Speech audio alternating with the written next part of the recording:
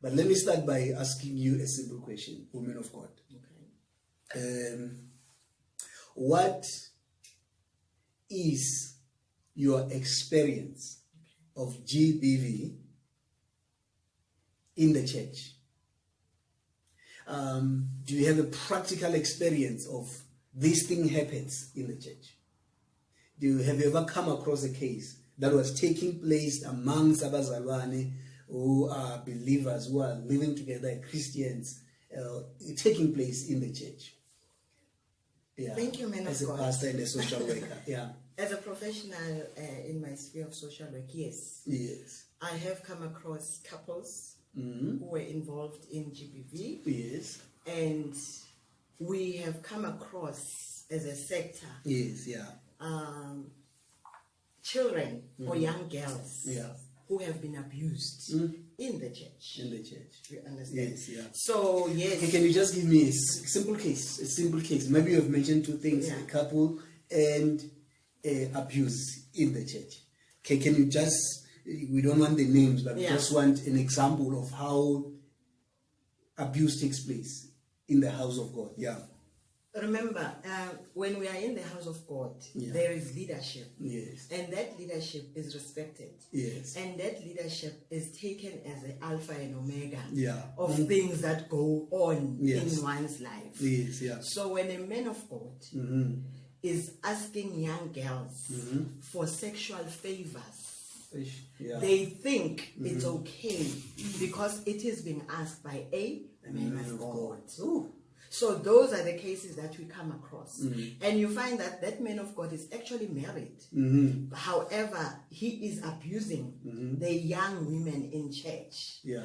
And there'll be notions, okay, there are notions which come from occultic churches there, Yes, yeah. whereby the man of God says, before you can go and have sexual encounters outside with other men, you must have a sexual encounter with me, Yes, so that I can impart. Yeah. Or we don't know what exactly are they imparting, Yeah. but there's that notion of impartation through sexual intercourse.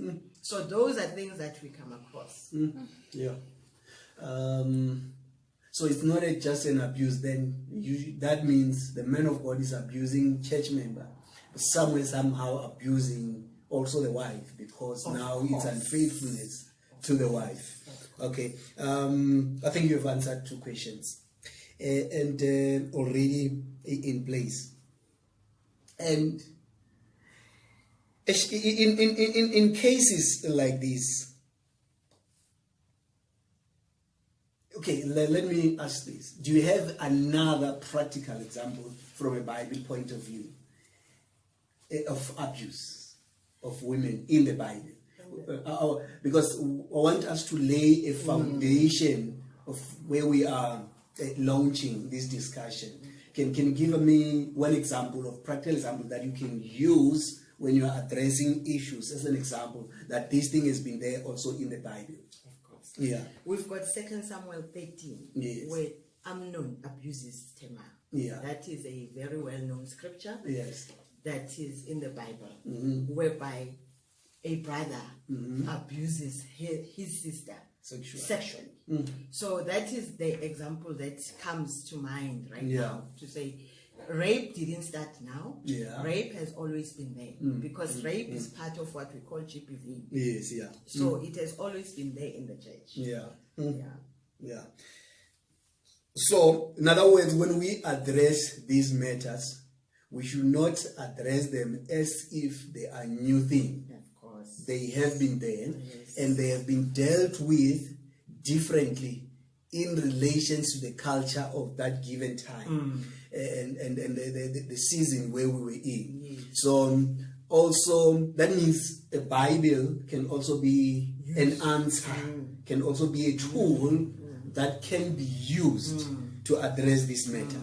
And in it, God gives us, I'm liking the case that you mentioned. In it, you find a case where Amnon abused his sister. And the father goes silent. Yes. And it can also be one of the ways, maybe we can say the church has adopted, or the community has adopted, to go silent on the matter.